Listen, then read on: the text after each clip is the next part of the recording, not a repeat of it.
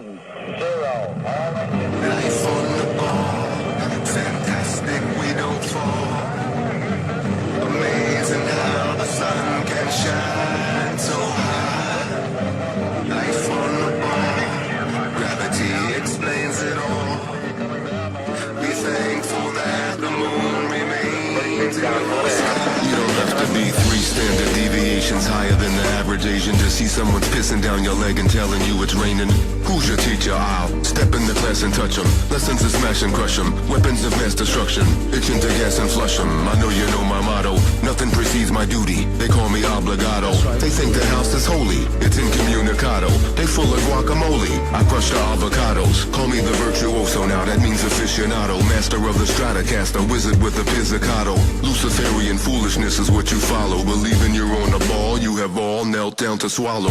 Fuck all your bravado. If you're dissing Mr. Dubay, you're dead or your head's just hollow. I used to marvel at your little blue marble, but now it's impossible to continent your global model. Life on the ball, fantastic, we don't fall. Ain't it amazing? Amazing how the sun can shine so high. That's what they told you. Life on the ball, gravity explains it all. That explains everything. Be thankful that the moon remains in your sky. Este combate será legendario. Los emblemáticos F-16, MiG-29 y Tornado se unen a las batallas a gran escala del juego de acción online gratuito War Thunder. Aprovecha el poder de los cazas. Wolves in sheep's clothing have pulled the wool over our eyes.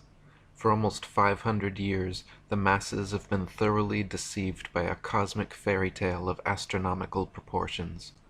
We have been taught a falsehood so gigantic and diabolical that it has blinded us from our own experience and common sense, from seeing the world and the universe as they truly are.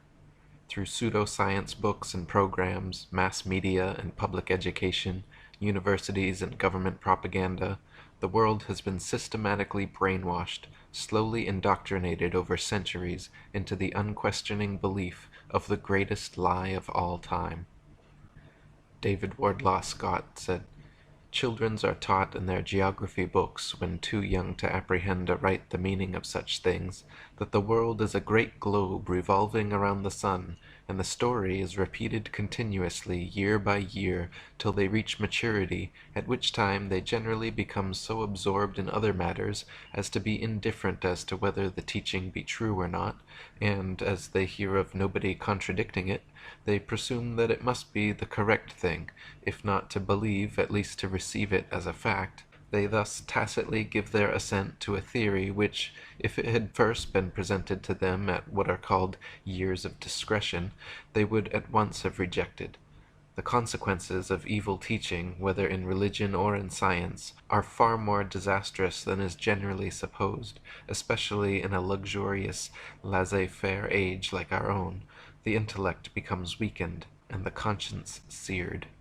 For 500 years, an elite cabal of sun-worshippers has propagated this nihilistic, atheistic cosmology and cosmogony, unquestioningly believed by the vast majority of the world. We have been taught, contrary to all common sense and experience, that the seemingly motionless, flat earth beneath our feet is actually a massive, moving ball spinning through space at over 1,000 miles per hour, wobbling and tilted 23.5 degrees on its vertical axis, while orbiting the sun at a blinding 67,000 miles per hour, in concert with the entire solar system, spiraling 500,000 miles per hour around the Milky Way, and careening across the expanding universe away from the Big Bang at an incredible 670 million miles per hour, but that you can feel and experience none of it. We have been taught that a mysterious force called gravity, a magical magnetism responsible for keeping everything from falling or flying off the spinning ball Earth, is just strong enough to hold people, oceans, and the atmosphere tightly to the surface, but just weak enough to allow bugs, birds, and planes to take off with ease." David Wardlaw Scott wrote, "I remember being taught when a boy that the earth was a great ball revolving at a very rapid rate around the sun, and when I expressed to my teacher my fears that the waters of the oceans would tumble off, I was told that they were prevented from doing so by Newton's great law of gravitation, which kept everything in its proper place. I presume that my countenance must have shown some signs of incredulity, for my teacher immediately added, "I can show you a direct proof of this. A man can whirl around his head a pail filled with water without its being spilt, and so, in like manner, can the oceans be carried round the sun without losing a drop." As this illustration was evidently intended to settle the matter, I then said no more upon the subject. Had such been proposed to me afterwards as a man, I would have answered somewhat as follows: "Sir, I beg to say that the illustration you have given of a man whirling a pail of water round his head, and the oceans revolving round the sun, does not in any degree confirm your argument, because the water in the two cases is placed under entirely different circumstances, but, to be of any value, the conditions in each case must be the same, which here they are not. The pail is a hollow vessel which holds the water inside it, whereas, according to your teaching, the earth is a ball, with a continuous curvature outside, which, in agreement with the laws of nature, could not retain any water.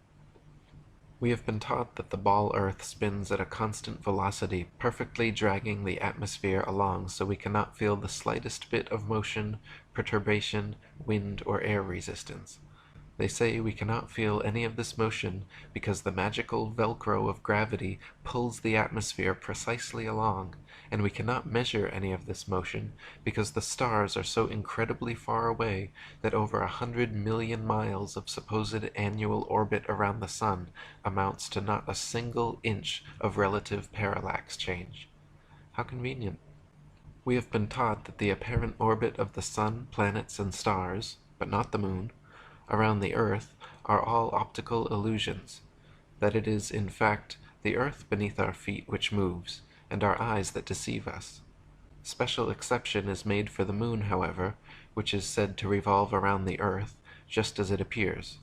Since we only ever see one side of the moon, we have been taught this is because the moon's supposed 10.3 mile per hour west to east rotation, combined with its 2,288 mile per hour orbit of Earth, just happens to be the exact motion and speed necessary to perfectly cancel out the Earth's supposed 1,000 mile per hour east to west rotation and 67,000 mile per hour orbit of the sun, thereby creating the perpetual dark side of the moon illusion. Oh, really? Though the sun and moon appear to be relatively small, equal-sized bodies revolving around a stationary Earth, we have been taught that this too is an optical illusion, and they are in fact thousands of miles divergent in diameter.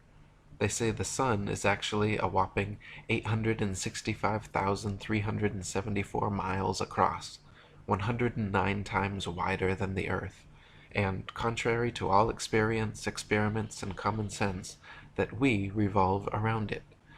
They say the moon is 2,159 miles across, a quarter the size of the Earth, and why they appear the same size is because the moon is only 238,000 miles away, while the sun is an unfathomable 93 million miles away from the Earth, and these just happen to be the exact diameters and distances necessary for a viewer from Earth to falsely perceive them as being the same size. You don't say. Lactantius, in his On the False Wisdom of the Philosophers, wrote, "A sphere where people on the other side live with their feet above their heads, where rain, snow, and hail fall upwards, where trees and crops grow upside down, and the sky is lower than the ground. The ancient wonder of the hanging gardens of Babylon dwindle into nothing in comparison to the fields, seas, towns, and mountains that pagan philosophers believe to be hanging from the earth without support." David Wardlaw Scott wrote, "I confess that I cannot imagine how any human being, in his proper senses, can believe that the sun is stationary when, with his own eyes, he sees it revolving around the heavens, nor how he can believe that the earth on which he stands is whirling with the speed of lightning around the sun when he feels not the slightest motion." We have been taught that those tiny pinpricks of light in the night sky known as planets or wandering stars are actually physical, globular, Earth-like habitations millions of miles away. We have even been shown supposed video footage of the one called Mars. We have been taught that the tiny pinpricks of light in the sky known as the fixed stars are actually distant suns trillions of miles away, each complete with their own solar systems, orbiting moons, and Earth-like planets which potentially harbor alien life. We have been taught that the moon has no light of its own, but is merely a reflector of the sun's light, that some masons from NASA actually walked on the moon, that some other masons from NASA sent rovers to Mars, that satellites and space stations are incessantly spinning in suspended animation above the Earth, that Hubble telescopes are taking snapshots of distant planets, galaxies, stars, quasars, black holes, wormholes, and other fantastic celestial phenomena. We have been taught that our ignorant ancient ancestors for millennia falsely believed the Earth to be the flat, immovable center of the universe. But thanks to modern science and its Masonic prophets like Copernicus, Newton, Galileo, Collins, Aldrin, and Armstrong, we now believe the world to be a giant whirling sea-Earth globe careening through infinite space. Thomas Winship wrote, "Modern astronomical teaching affirms that the world we live on is a globe which rotates, revolves, and spins away in space at brain-reeling rates of speed, that the sun is 1.5 million times the volume of the Earth globe and nearly 100 million miles distant from it, that the moon is about 1/4 the size of the Earth, that it receives all its light from the sun, and is thus only a reflector and not a giver of light, that it attracts the body of the Earth and thus causes the tides, that the stars are worlds and suns, some of them equal in importance to our own sun himself, and others vastly his superior, that these worlds inhabited by sentient beings are without numbers and occupy space boundless in extent and illimitable in duration, the whole of these interlaced bodies being subject to and supported by universal gravitation, the foundation and father of the whole fabric. To fanciful minds and theoretical speculators, the so-called science of modern astronomy furnishes a field unsurpassed in any science for the unrestrained license of the imagination, and the building up of a complicated conjuration of absurdities, such as to overawe the simpleton and make him gape with wonder, to deceive even those who truly believe their assumptions to be facts. We have been taught that science books like Newton's Principia Mathematica, which propound the spherical heliocentric myth, are the bearers of truth, while backwater religious books like the Bible, which propound a flat geocentric Earth, are merely outdated myths. We have been taught that the universe was unintelligently designed and randomly created in a cosmic coincidence of nothing inexplicably becoming everything.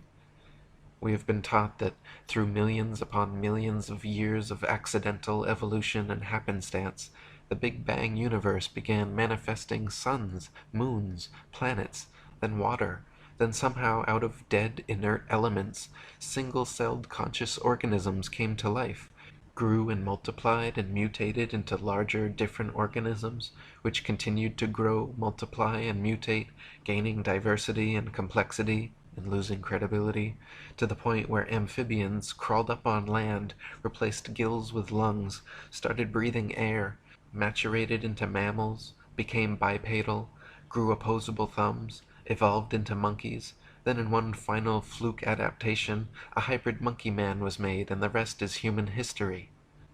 Thomas Winship wrote, "Put together all the imaginary exploits in the air specially written to interest the young, add to this all the wonderful adventures of airships recorded in The Daughter of the Revolution, and tack on to this all the wild and impossible things found in current libraries of fiction, and I venture to say that the grand total will record nothing so utterly impossible or so supremely ridiculous as this modern scientific delusion of a globe spinning